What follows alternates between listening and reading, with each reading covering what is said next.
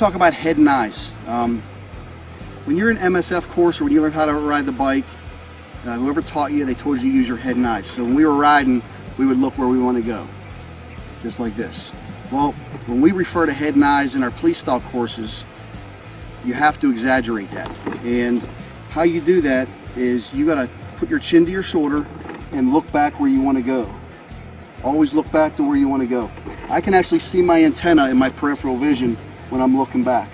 It's a little uncomfortable at first, but the more you do it, the easier it's going to be and the more comfortable it'll feel.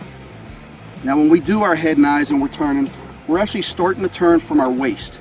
So if we're gonna blade our whole upper body, we're almost gonna point our chest to the direction we want to go. We're not gonna sit like this and turn our head.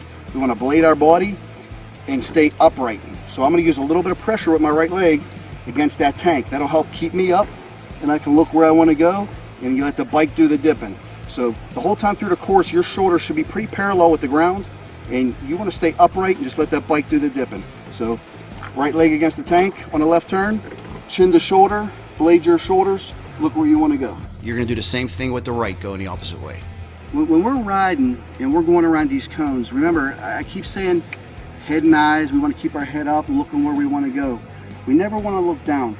There's no adjustment. If you're going around a course, there's no adjustment you can make so your back of your bike doesn't hit a cone or whatever. So if you look back to see if you missed it, all you're doing is getting yourself out of position.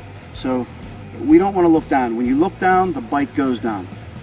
Did you ever, if you're riding down the highway in your car or truck and you're driving down and you're going 65, 70 mile an hour, and then you reach to get something off the seat and you look down, you get something off the seat or change the radio station. When you look back up, your car or truck drifted toward the fog line just a little bit. That's because your hands follow your eyes. And it's the same thing when we're riding this motorcycle. That's why we tell you to keep your head up, looking where you want to go, never look down.